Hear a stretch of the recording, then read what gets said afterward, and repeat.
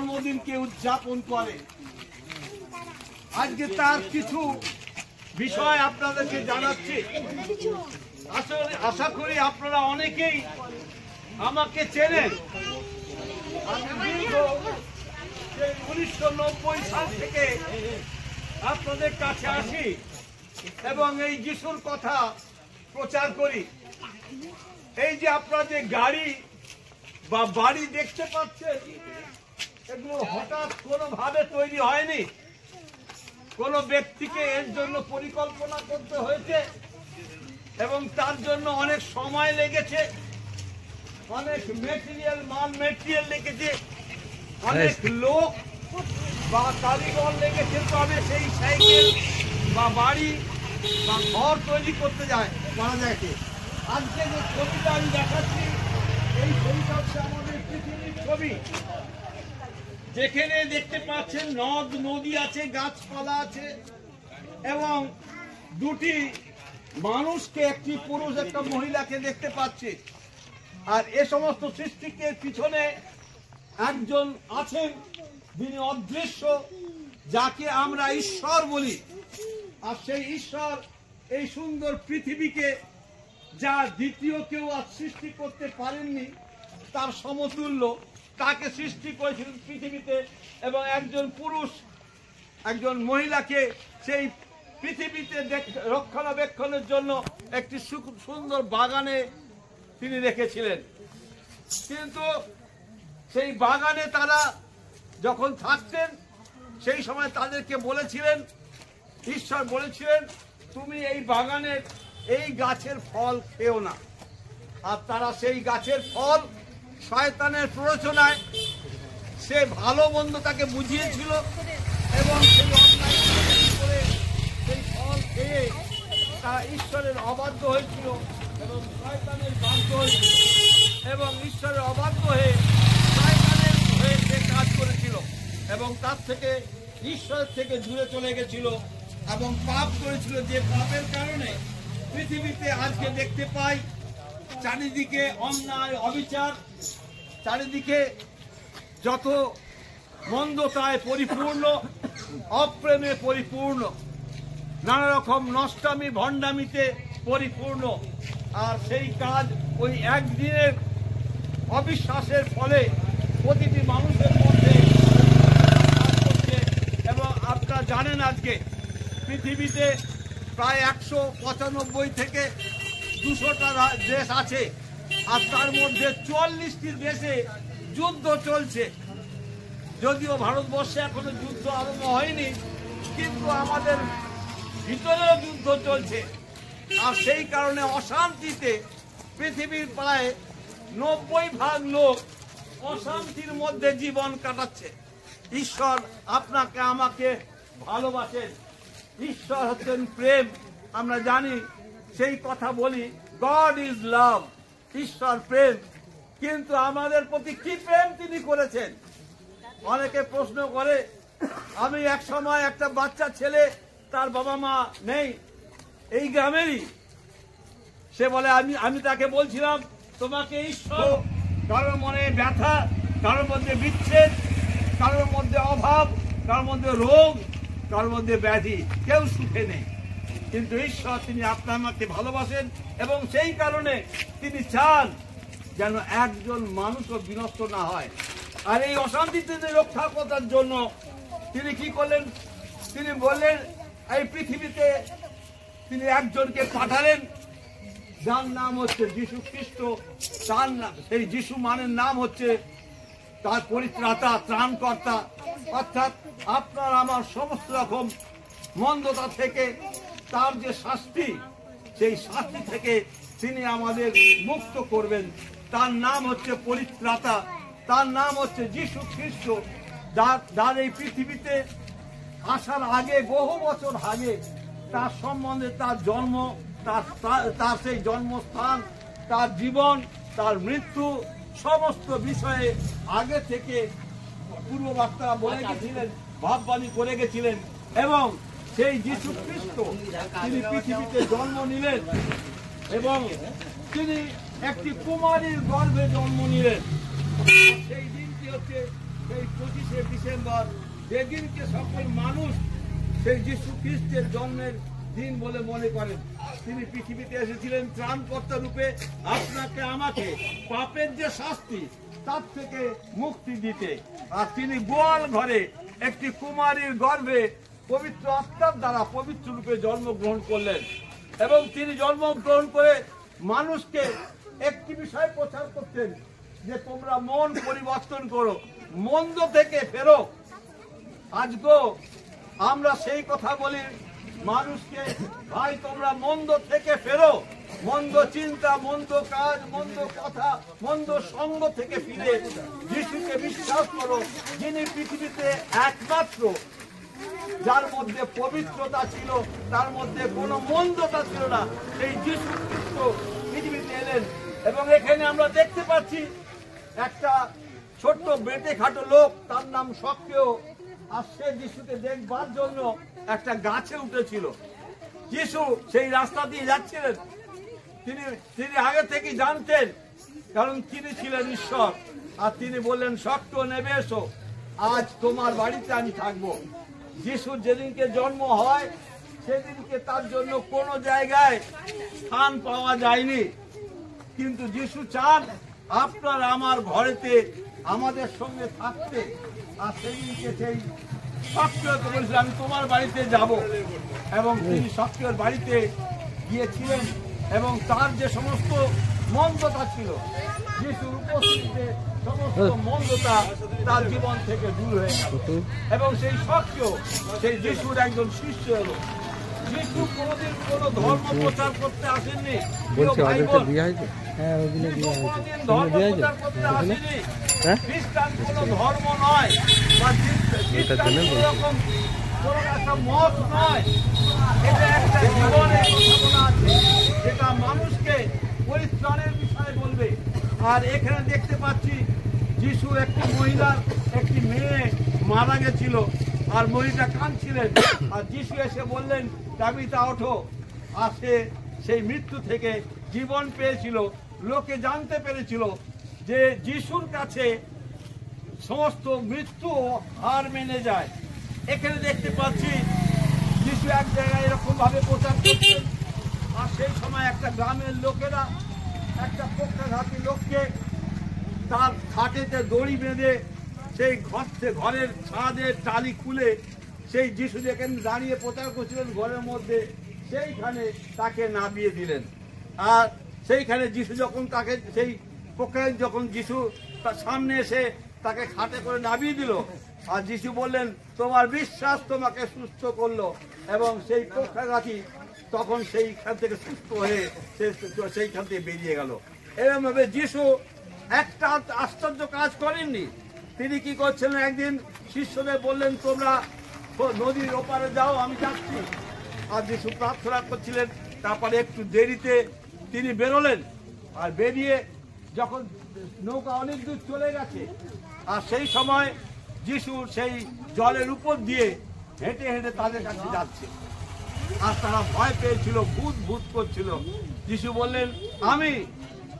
এবং তখন তার একটা শিষ্য বলল, যদি আপনি হন পিতা, তাহলে বলুন, আমাকে বলুন, আমিও জলের মধ্যে দিয়ে হাঁটবো। এবং সেও তখন হেঁটে যাচ্ছিল। যিশু মানুষ রূপে এসেছিলেন, কিন্তু এই অসুস্থদের সুস্থ করা এবং জলের উপর দিয়ে হাঁটা এটা কোনো মানুষের কাজ নয়। এখানে দেখতে পাচ্ছি এই একটা মেয়ে, সেও মারা গেছে, আর সেই পাড়াতে কান্না রোল। আর তখন তিনি সেই বাড়িতে ঢুকে বললেন, না, ও মরেনি, ঘুমাচ্ছে। আর যিশু সেই মরাকেও বাঁচিয়ে তুললেন, বললেন, তাবিথা ওঠো, আর তাকে তিনি জীবন দিলেন। এইরকম ভাবে যিশু যখন সমস্ত আশ্চর্য কাজ করে যাচ্ছেন, মানুষকে মন্দ থেকে মন পরিবর্তন করতে বলছেন, হিংসা থেকে মন পরিবর্তন করতে বলছেন, এবং রোগ ব্যাধি ভালো করছে, মরাকে জীবন দিচ্ছে।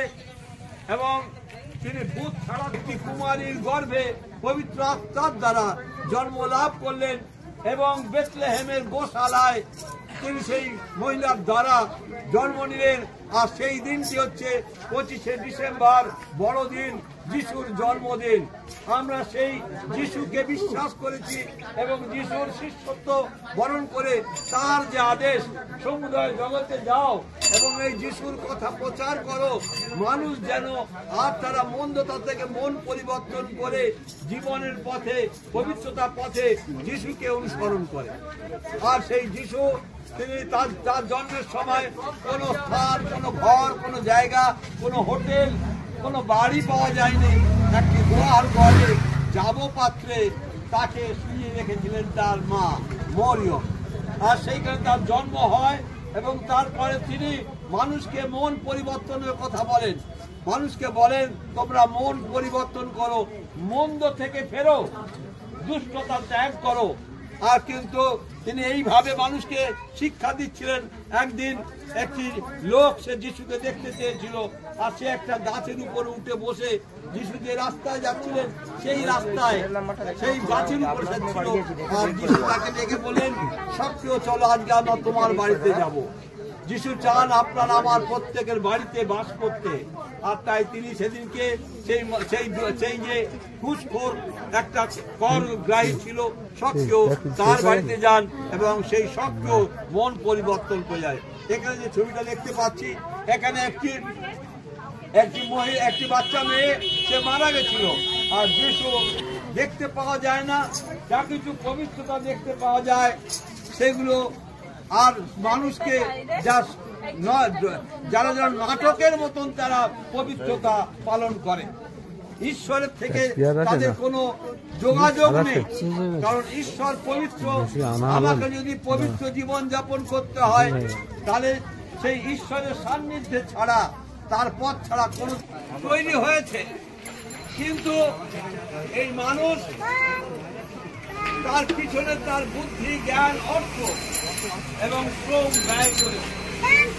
কিন্তু আপনি কি জানেন, এই যে সুন্দর পৃথিবী আমরা দেখতে পাচ্ছি, এই সুন্দর পৃথিবীও একজন সৃষ্টি করেছেন তার জ্ঞান, বুদ্ধি, তার সমস্ত রকম কারুকার্য, সৌন্দর্য দিয়ে।